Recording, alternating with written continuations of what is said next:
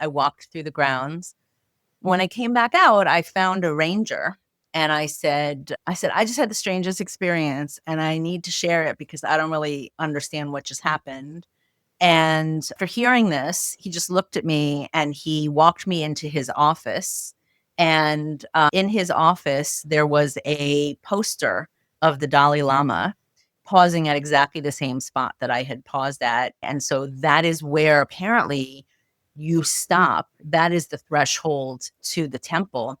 Welcome to the Enchanted Earth Podcast, where you will hear stories of nature with the power to transform our lives. These sacred stories are begging to be shared now. So listen in as my guest today shares one of their own.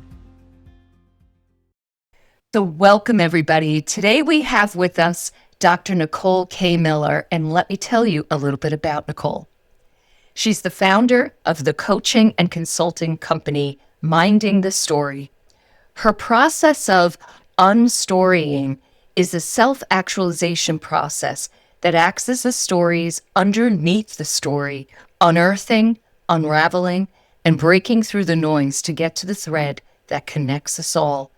She works one-to-one with clients and trains others in fostering this work in the world in ever-deepening ways. Welcome, Nicole. Thank you so much, Maureen. So happy to be here. Your bio just, well, first of all, I love that phrase or unstorying word that you use for your process. Can you just share a little bit about that with our audience? I just think it sounds magical. Well, I mean, it actually ties into our natural, innate storyteller ability. And I know that when most people hear that, a lot of people go, I'm terrible at telling stories. You know, I always freeze up or something, but it's not really about that. It's, humans tell stories. That's how we understand the world around us. It's how we navigate. It's how we situate ourselves in the world. We do it not only externally when we're interacting with others, but we do it internally constantly. It's that inner critic, that inner voice that guides us.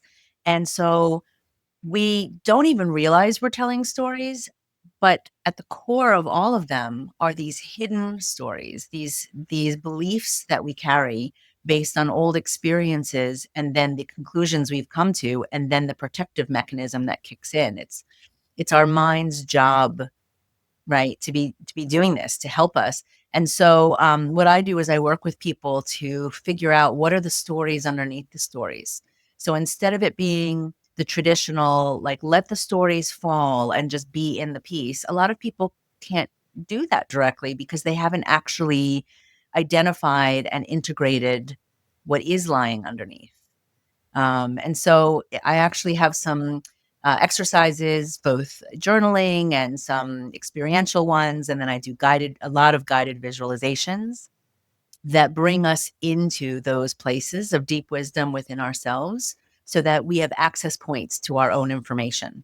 And then people can go and continue to use that so that when they're feeling stuck in some way, they're kind of mired in this unhealthy drama cycle.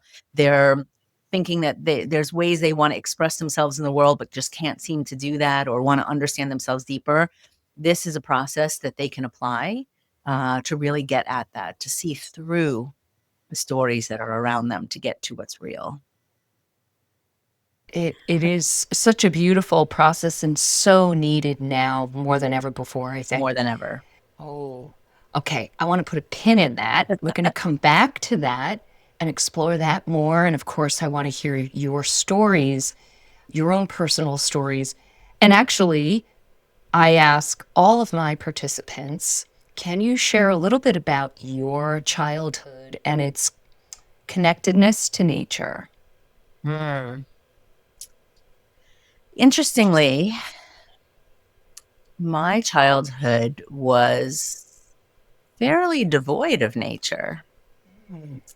Not entirely. I grew up in New York City, grew up with my grandparents, and they had a little garden, and there was an apple tree back there, and my grandfather would garden, and it was always special when the raspberries were in season and, all of that sort of thing. but we weren't otherwise connected to the natural world. We didn't go hiking, we didn't go camping. We there wasn't a whole lot of that in my upbringing at all. And I ended up moving to California when I was in junior high and high school, and that was really more of an experience with kind of the natural world. But it does remain something that I am not as comfortable with, I think, because of those formative years. And so what was interesting was, over the last couple of decades, I found myself moving to places that were more and more immersed in nature. Out of nowhere, I was living in city to city, and it was in London. And then all of a sudden, I moved to the big island of Hawaii. And then I went from the big island of Hawaii, I did go to Ojai, California, which is also a very place deeply connected to nature and spirit. But then I lived in Mount Shasta for a year on the mountain. So there's definitely been kind of this shift from, the sidewalk and concrete and, small pockets of garden to immersion in nature, and how I believe that that was really necessary to kind of open something up in me. But it's still a battle between my natural comfort zone and what I sense is something far bigger than me. And that has so much power that I, interestingly, still to this day prefer to be inside or on some sort of like platform and have a view of an amazing natural environment. There's something that is still there as a protective mechanism, and that is the shadow. And I'm sure we'll get into talking about that too, but we all carry a little bit of that. And so that, for me, is that piece of my shadow that still remains. It doesn't keep me from immersing in the natural world, but there will always be that old story that I carry. Yeah, I feel like a kindred spirit. Not that I grew up in New York City, but in the same area of the world, right outside of New York City, in the suburbs, though. But even in the suburbs, my childhood was not really deeply connected to nature. And I feel like it was because my parents weren't. They came from the Bronx. Mm-hmm. And their connection was very, like on vacations, maybe as a kid, if, they went to the seashore or something like that. So even though I grew up with some trees around and some wooded areas, it wasn't a very nature connected childhood either. But at least you had, like, when you talked about the garden in the backyard and like the raspberries, like, I am sure when you eat a raspberry now, you're probably back as that little kid in the yard, right? Mm-hmm. Picking raspberries off the bush. Yeah, definitely. Definitely. I mean, there is that connective memory thread. And it goes far deeper than just our own childhood in terms of that memory thread. It goes to the core of us just as beings, being connected to the natural world, because we are of the natural world. It's a very unnatural thing that humans have done over time to separate ourselves from it in the guise of either feeling superior over it or protecting ourselves from it. Yeah. So, yeah, I mean, do you feel like a lot of the stories that we make up for ourselves are in response to this core of being disconnected from the natural world in an unnatural way? I think that's not the only core story, but I think it's a main core story. I think that, when you look at belief systems, because everything kind of, for me, I look through the lens of story always. And when you look at sacred stories and belief systems and the stories within those, they're all very different in terms of the purpose of the natural world and the human relationship to the natural world. You look somewhere in kind of the Judeo-Christian religion and traditions. And it's very much this was created, then this was created, then this was created, then humans have dominion over. And that sets up a story, also sets up the possibility of this is what your relationship is. That's, of course, not going to be the same for every single person who has that belief system and that story in them, because it's always going to be independently and individually interpreted. But it is kind of a base. And then you go to an indigenous culture like Hawaii, and those creation stories, humans are the younger sibling to the land and to the plants and to everything else, when you look at that story. And so if that's the case, there are not only our family, but we are the younger siblings. So they are due respect. The land is due respect. And so it's such a different way of kind of, once again, navigating in the world through our stories that become our relationships. And we don't realize how potent the stories that we carry become our reality. And that those are definitely some examples of it. I mean, another real core story, and this does tie into the natural world too, is the fear of death. This ultimate fear that humans carry, even if they say they don't, or if they say, I know what's next, and their faith may tell them so, or they may have an inner, but honestly, unless they've experienced it, we don't know. And so the stories we carry around that also contribute to our interaction with life in whatever way it may show up in the natural world. Wow. Yeah, and our feelings of safety or not.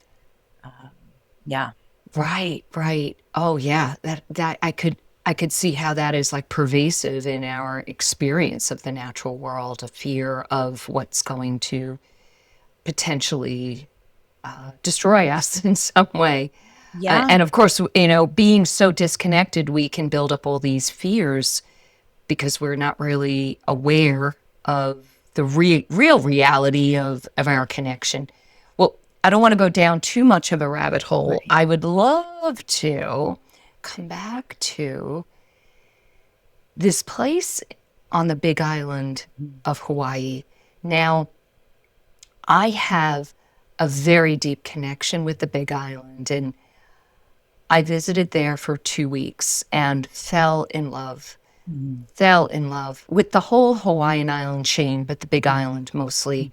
And I would love to, I just fantasize about being able to move there for a while. So I want to hear what comes up for you about living there. What kind of stories did you create or be part of? Yeah, I mean, Hawaii is a very interesting place. It's, by saying it's magical, it almost underplays how potent the place really is. I don't mean that in any kind of childish, it's very magical there. It's a deeply connected place, connected to the core of who we are. Whether or not you are indigenous to the islands or not, there is an ability to feel it if you listen. And it is more listening than telling. And I think a lot of visitors who come to the islands don't realize that, even people who move there from other places. They get very into kind of the external story of what's going on, and they forget to actually listen. And I think that's really, really important because the land is alive there. And I know that all land is alive, but the land is alive there. It's very hard to explain. It will interact with you. It will speak to you. It will move you in different ways. And very few places have I been to that I've viscerally experienced that. And it is possible to go there and just sit yourself down at, a cultural experience, and I use quotes there not to put down the legitimate cultural experiences, but the more kind of commodified, westernized entertainment value, which is really not at the core of what the culture is about, a lot of it, the song, the chant, the dance is this reverence for the island, and the islands and the land and the plants and the animals and the deities that watch over. And the deities are also natural elements that exist in that area as well too. So there you have again that deep connection, of humans and their environment. And, hula is often prayer, is prayer to those elements, to the amakua is chant is as well. And so when you have that ingrained in in the belief system, in the culture, in the way of life, there is no separation. And so it's other belief systems and ways of life that come in that kind of superimpose onto that and then interpret it in a certain way that fits the new narrative and is not necessarily what the case is. And so when I moved there, the first thing that I did, I'd only ever been there before for one 24-hour span because I had been on Oahu and I said, I want to go see the Big Island. And I went on one of those bus tours that circle the island in 8 hours. And that is not the way to see the Big Island. But I remember it being amazing, but I didn't feel the island because I wasn't opened to it. I just went to, like, tell me everything, but I didn't, and I wanted to see it. It wasn't until I moved there and I felt drawn there. I was pulled there. I was living in England at the time. I was teaching. And I felt the desire to move back to the States at that time, but I did not want to move back to New York. I didn't want to move to California. I didn't want to move to any of the places I had been.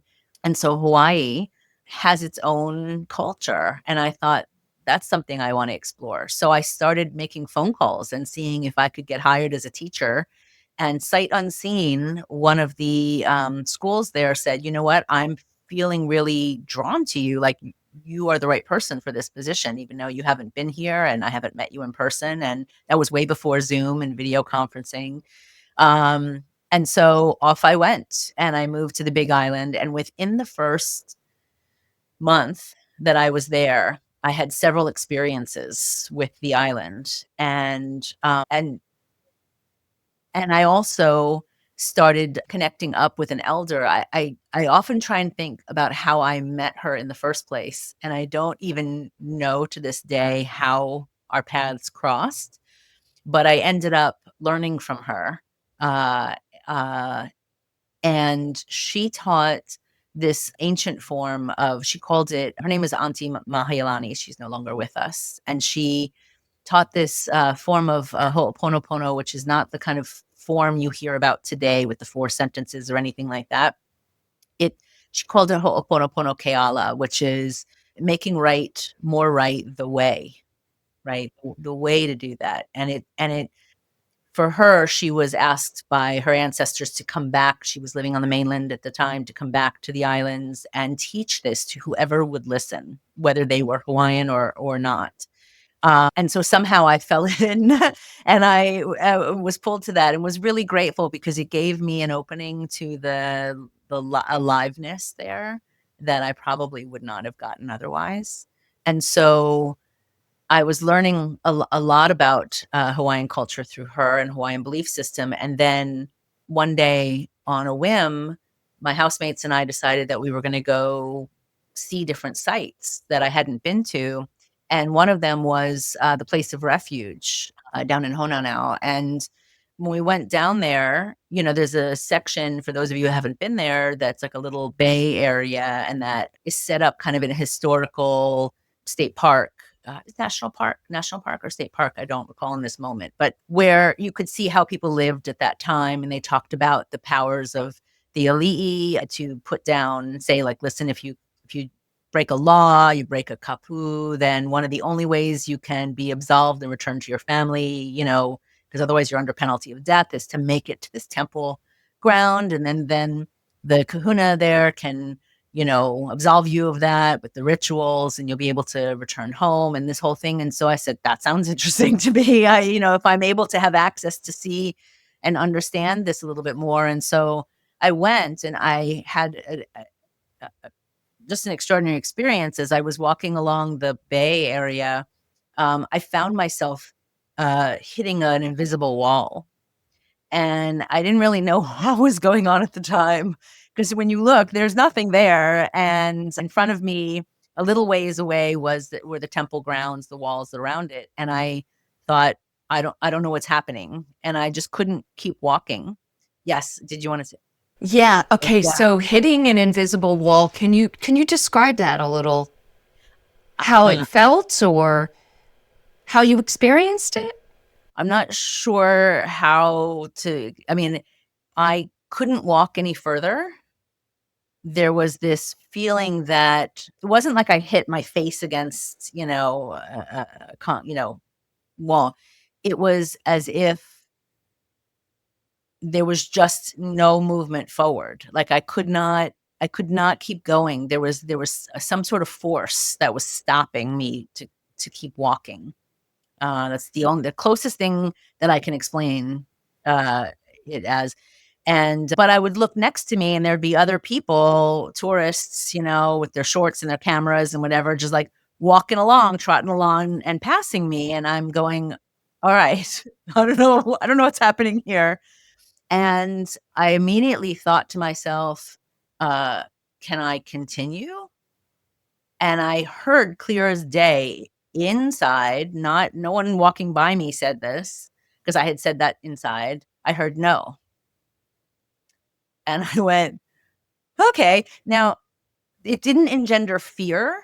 So I didn't kind of go run screaming in the other direction. There were a lot of things that happened to me in those islands that were odd in terms of my normal understanding of things, but nothing that caused me to scream and go running away. It was more of a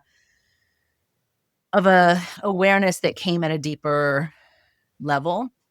And so I stood there for another moment or two looking like an idiot. I thought, like, I'm just all right. And I wasn't sure what to do. And then I asked again, and I said, can I continue? Do I have permission to enter? I think those words actually entered my mind to say, and I heard clear as day, yes, my child. I don't know who said it. I don't know what happened. And next thing I know, I continued along, and I walked, all the way up, and I walked through the grounds. When I came back out, I found a ranger, and I said, I just had the strangest experience, and I need to share it because I don't really understand what just happened. And for hearing this, he just looked at me, and he walked me into his office. And in his office, there was a poster of the Dalai Lama pausing at exactly the same spot that I had paused at. And it was during a ceremonial, where people had dressed up as the elite and the guards, and they were celebrating and honoring, the temple and probably the Dalai Lama's visit in a traditional way. And so that is where apparently you stop. That is the threshold to the temple. It's not actually up at the temple wall. The tiki were in front of the temple wall, and this was in front of where the tiki were, but not next to them. Like, it was further up the beach. And that apparently is the delineation between entering the sacred space of the temple grounds. And I just went, okay, then I think that, this is my way of being taught that just because you can't see that something is sacred, or that it isn't sacred according to your own kind of understanding of sacred, does not mean that it is not. And that permission to be there, to be in that space, is something that happens from a deeper place and from a deeper mindset of accepting your place in it all, and not being, that arrogant kind of like, I'm just going to look at everything and trample all over everything. And there's a respecting the space. And so that became throughout my whole 4.5 years in Hawaii, for sure. Wow. Wow. Yeah. So it was like your level of consciousness required you to understand at that point that you needed the permission to proceed.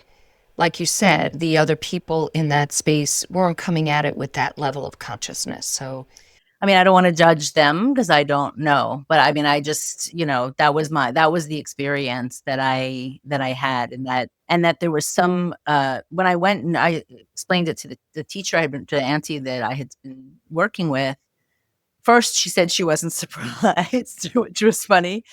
And she said also, there was probably a sense of recognition. And so therefore they it was not only a teaching, but like a recognition of, you know, of me and that space and the proper behavior in that space, and perhaps having been there before and not realized it, and a lot of unknowns to me that she felt was probably what was going on. But regardless, it was, this girl grew up in Queens, and that was not a normal experience that I would have probably had prior to that. And while I had done a lot of spiritual work and meditation and things up until the time that I moved to Hawaii, nothing like that had ever really happened. right. Well, you did the preparation. You were Mhm. guided to do the preparation for that experience. So, yeah, it's like you approach that portal at some level, knowing this is deeply sacred, and your maybe conscious awareness at the time was Mm. not aware of the Yeah. the gravity of it. Yeah. I mean, that all exists whether or not we as humans recognize it or not. And so we either recognize it or we choose not to recognize it, but it exists. And it's very easy to discount it if you haven't experienced it. It's like, oh, that experience was not, and kind of put it down. But that's only one of many experiences I had when I was there, and they were all varied. And so I don't doubt it at all. I have no doubt. Yeah. Yeah. Well, okay. What else? What's arising that wants to be shared for another story?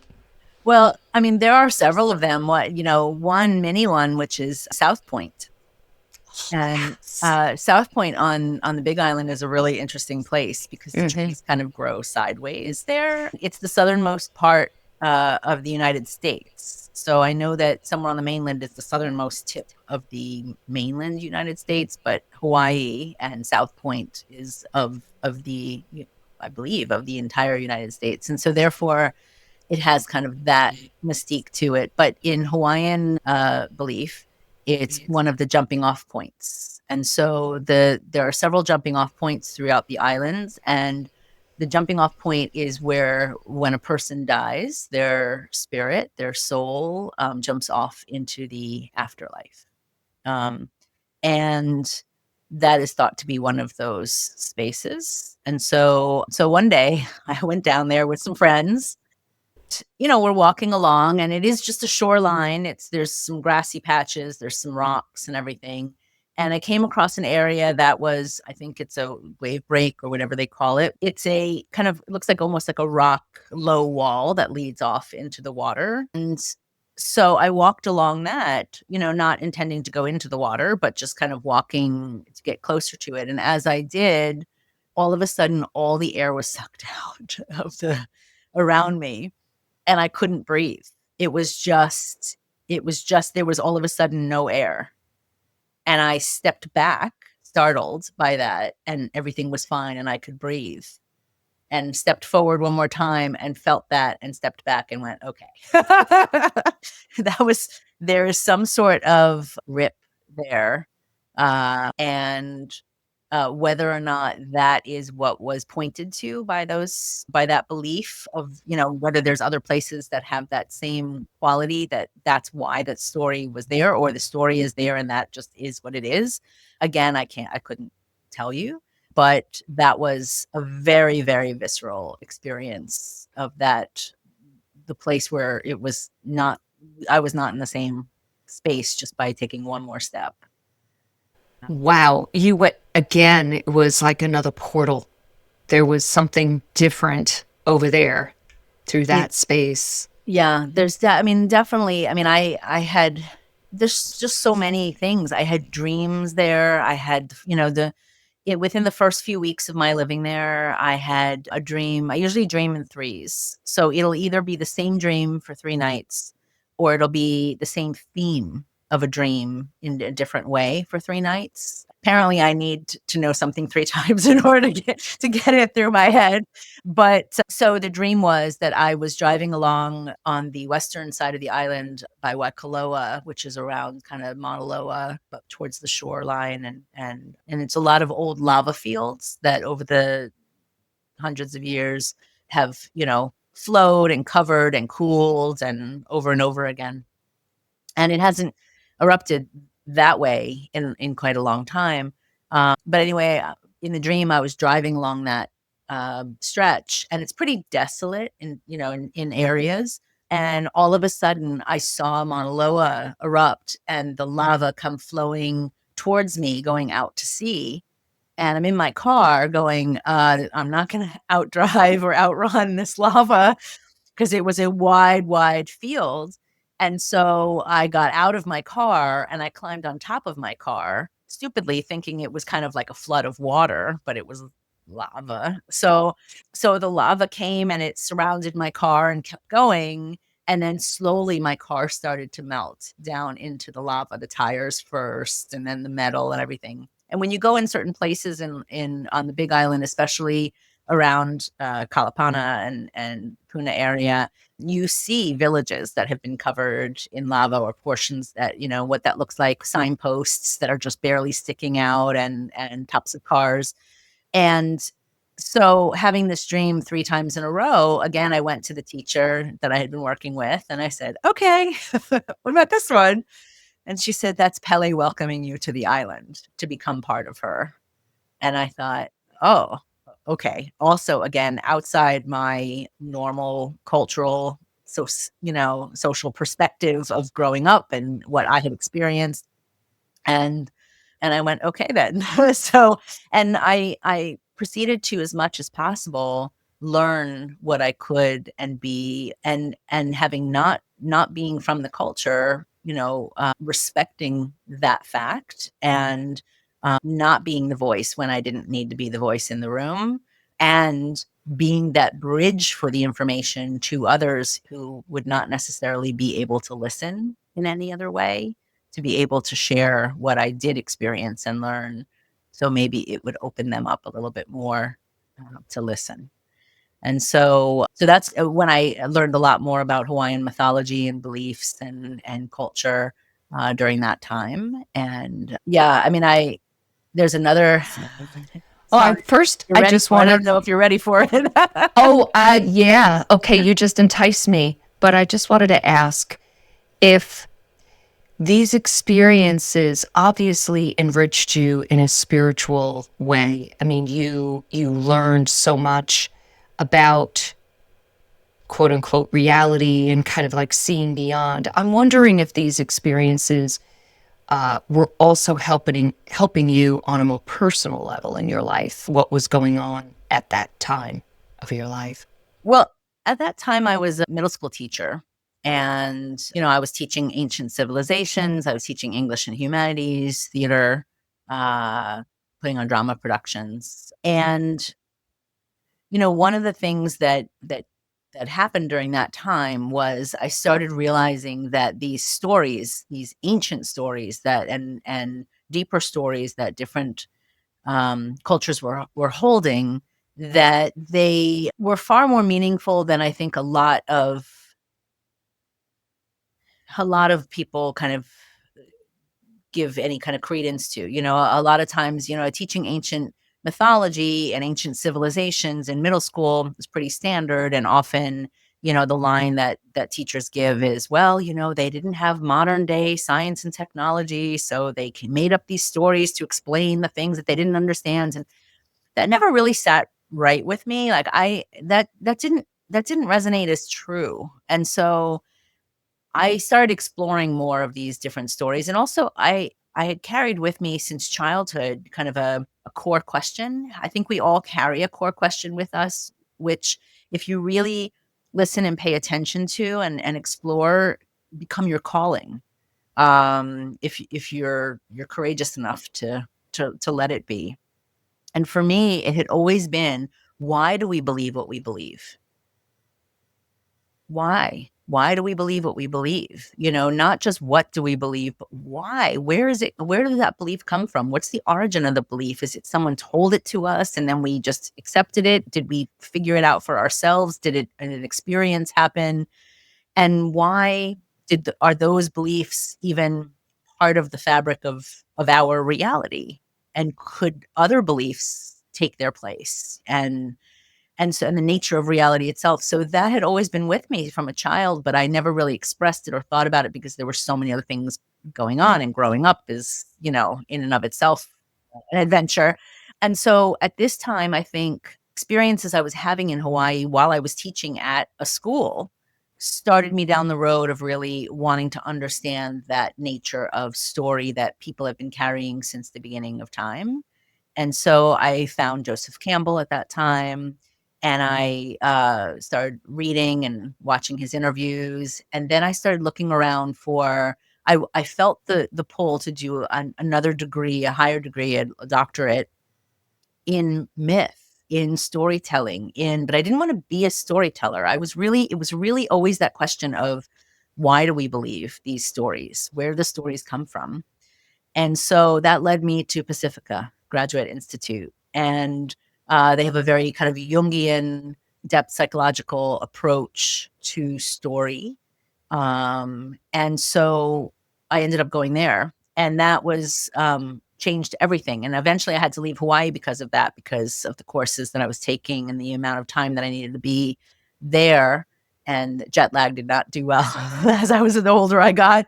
And so sadly, I had to leave living on Hawaii at that time, though I did go back to visit several times afterwards. But that's kind of what led me into the work that I ended up doing, having that visceral experience of the reality we tell ourselves and the reality that is.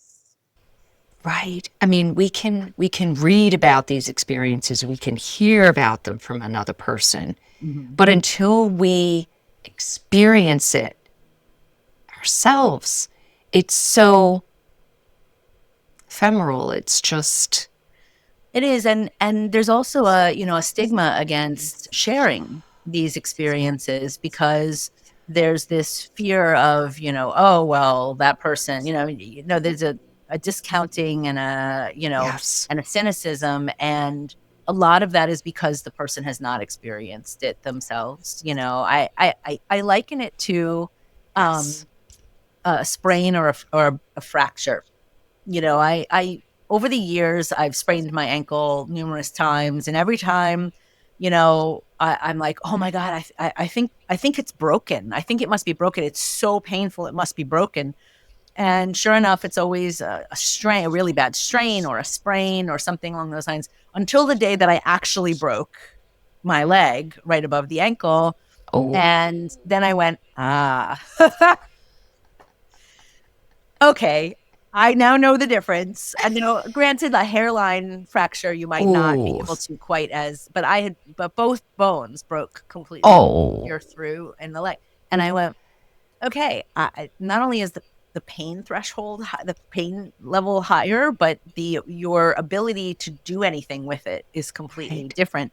And so for me, when you start to have some of these experiences, you no longer question. You might not totally understand what's happening or what's behind it or what it means, but you never question the fact that we don't have a full grasp on reality. We have a story, and our stories we hold to, with whitened knuckles as we hold on really, tight, because we're fearful that Yeah. there may be something else that is more powerful than us, that is taking over, and that exists. Oh, And wow. so when we realize that we are only a piece of the puzzle and not in charge of the puzzle, it changes everything. Oh, that was just such a great analogy. Thank you for sharing that. I think that can really land for some people. So, okay, so now you teased it. Yeah. What story That wants came to come up next. now? Yeah. Well, so I mean, just to continue on the story of the asking permission theme. So there were a few times, I always then remembered. So and I still do this today, if I sense that a place is a sacred space, and in truth, everything is sacred space, but some places have access to more sacredness than others based on things that have happened there and other things. But I had a few things that just kind of showed up, and one that I'll never forget is probably about 2/3 of the way through my living there, maybe 2/3 of the way ish. I was invited down into Waipio Valley, and Waipio Valley is one of the sacred valleys on the northeast side of the island that back in ancient times, couldn't just go there. And there are temple sites in there and everything else. And so again, my housemates at the time and other people that I knew, they were like, we're going to go down. And you had to have a 4-wheel drive. You either had to hike down in or you had to have a proper 4-wheel drive because nothing was paved. You were going through streams. The grade was really steep. And so there was just a feeling of I'm not supposed to be there. Like, that's not where I'm supposed to be. And so every time that there was an opportunity, I just said no.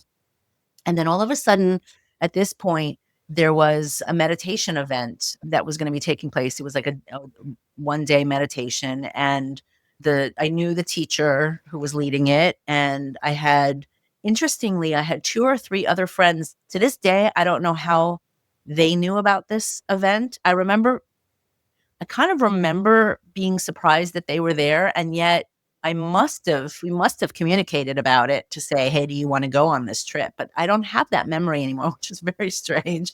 And so there we go in this little van, and we go down to Waipio, and it definitely had a threshold when you're at the top of the hill and you're going down in. And we went in. The first stop was a waterfall where people could get out and they could go in the water. And I just remember feeling like this place feels very beautiful and intense at the same time.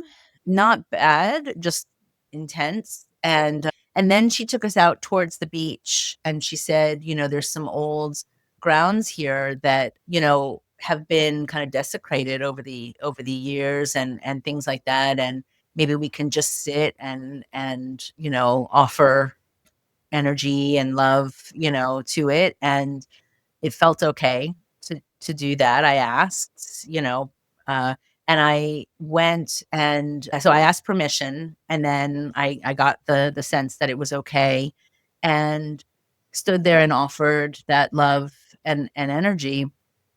And next thing I know, a wild horse comes galloping straight at me. Now we're all spread out over this area, and this wild horse comes galloping straight at me, and I'm not a horse person per se. And he gets to just in front of me, and he circumnavigates me and then runs off. He doesn't go to anybody else who's there. He just comes to me, looks straight at me full speed, goes right around me and runs off. And didn't I wasn't afraid where I would have normally been in any other circumstance. And I turned to the teacher and I said, what was that? And she said, I've never, in all the years that I've come down here, I've never seen anything like that. And I said, okay, I'm going to just continue, I guess that's an okay for doing what we're doing. It wasn't a scaring off, like it wasn't a coming and rearing up or a yelling at me or whatever. Yeah. So we continued, and I was getting some messages, and so was she, and we were getting the same one, which was I'll share another time, perhaps. But the interesting thing was when we were done, we walked off of that area, and the van was there ready to pick us up. And I looked down and I saw a rock that was a heart shape lava rock, but it was still red. And lava, when it's cooled, is black. And I thought, how interesting. And I pick it up and I'm holding it in my hand. And I thought to myself, I would love to take this home with me. The problem is, well, A, you never take anything off the island. It belongs to the island. It does not belong to us. But I lived on the island. So the question was, can it leave the valley? Is that okay? And so I'm looking at it, and I asked the teacher, and I said, can I bring this back to put, to have with me in the home? And she said, ask the stone what it wants. And so I held it in my hand and I closed my eyes and I said, do you want to come, home with me to my house and be on my altar, and not altar, but like a table that had sacred items. And I opened my eyes, and the horse from before had come over and stuck his entire head, neck, and upper torso in the van with people in it. But he had put himself halfway into the van. And I looked at her and she went, I think you have an answer. And so I took the stone with me and I put it on the little table in my apartment. And there's that part of the story, which, there may be people who would have difficulty with that because it's still taking it out of the valley, but it did feel to me like it was necessary and would never have left the island itself. And the follow up to that story is that about a year and a half later, I had been flying back to the islands from California from some of the classes I was taking. And we stopped first in Oahu, at Honolulu. And as I always did when I'm on the plane, is I ask permission to land in the islands of the spirit of the island. Do I have permission to land? And often I would hear, yes, my child. And that would be it. That would be all I'd hear. Well, this time I heard no. And what do you do with that? I'm like, I'm kind of on a plane right now. I don't know what to make of that. Well, it's kind of like, why ask? You gotta always ask, but you have to be prepared for whatever the answer is. Right. And so I went, okay. So there's obviously something I need to learn. And so I asked, what is it that I need to do to get, to have permission to land back on the island. And this was about a year and a half after the Waipio Valley experience. And I heard, return the stone to the valley. And I went, okay. And the reason was because I was not using it. I wasn't using it in what it was. The reason why it had come home with me, what was intended by it was to sit and continue to connect with the island. That it was just sitting there getting cold on this table and it wanted to go home. And I went, okay. And they said, we're not done. And I said, okay. They said, you also need to return to Halemaumau, which at that time, that's the Kilauea volcano crater. At that time, it wasn't erupting. Other parts of Kilauea had breaks that were erupting here and there. But Halemaumau at that time, you could actually walk up to the edge and look down in and see birds flying around and the sulfur, and everything. And they said, you need to return and visit and offer, a prayer and an offering. And I said, okay. And there was a third thing too, which it's funny in this moment, I'm not remembering what the third thing was. If I remember, I'll add it in. But those were the main things. And I was given a time frame too. It had to be within, I think it was within either 3 or 6 months. It had to be returned. I think 3. So yeah, so I readily agreed to all of it and was fine, landed and everything else. And then I had to make the plan to go to the other side of the island because I was living on the Kona side. and return the stone and do what I had promised. And so one day I was over there. Now I didn't have a 4-wheel drive car on the island. And that was a problem for other reasons because I had a little Honda Civic and destroyed the whole bottom of it many times over when I was there.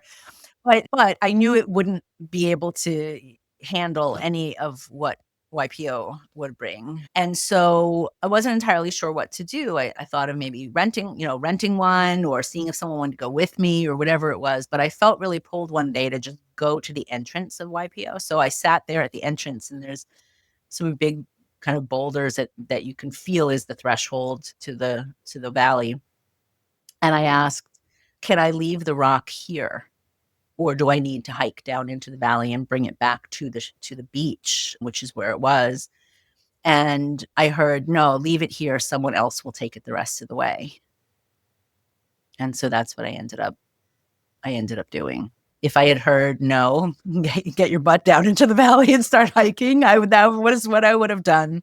But that was enough considered, and so I did. And that's really the crux of it, because again, there are people I tell these stories to that go like, okay, places that I've grown up, this is not part of the realm of their reality. And so therefore it's automatically, you're crazy, you're making it up, or whatever, or some sort of other thing, because it's not the realm of how reality works. And so therefore they're not open to it. And so it's easily discounted. But when you experience it and you're otherwise grounded and, experiencing life, it completely shifts your sense of what reality is and your place within the natural world. Living in Hawaii shifted my understanding of my place within the natural world and my place within the world that is unseen. And we put so much faith and value in the things that are seen and the things that we do understand and the things that are connected to our own societal and cultural stories, that we shun and we push away what could just be right there in front of us. And so that was probably the biggest thing that I learned in Hawaii, along with many other lessons that I was I was taught there, but changed me completely as a person. Wow. Well, it sounds like that was a perfect wrap up for our conversation. Is there anything else you would like to say before we close? Well, I'm also realizing that I definitely love to tell, story. And so therefore I feel badly that we didn't have as much of a sharing time. I hope that we'll do this again. I want to hear more of your stories. Oh, yeah.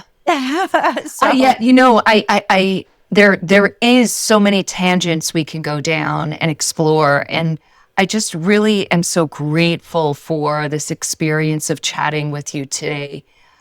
You brought some beautiful stories that resonated deeply with me, and I believe for many of the listeners. So thank you so much for being here and sharing, and I know we'll have another conversation. that's good. Yeah. I mean, because I think the only other thing I would say is, my work now is on shadow and on the shadow stories that we carry. And I think that experiences like this for me addressed my shadow. Going back to the beginning of our conversation, I grew up in city. I grew up with a lot of fear, love, but a lot of fear of the natural world. And so by having it in such an expanded, vibrant, alive experience, left the awe of it being bigger and more powerful than me, but took the fear out of it. Yes. And I think that it's important to always address the shadow that we carry, the hidden parts of ourselves. Shadow is not necessarily something bad or traumatic, but it's hidden from us by us. And when we address it and we be with it, we can integrate it into who we are and become more whole. Beautiful, wise words. Thank you so much, Nicole. And I would like to invite any of the listeners, anything resonate with you today, please share and please comment. I would love to hear your thoughts and we will respond. All right. Have an enchanted day today. And thanks again, Nicole. Thank you so much, Maureen. Thank you for being a part of the Enchanted Earth podcast. Please hit the subscribe button so that you'll know when we publish another inspiring episode. Check out my book, The Enchanted Earth, available wherever online books are sold. Thank you and have a magical day.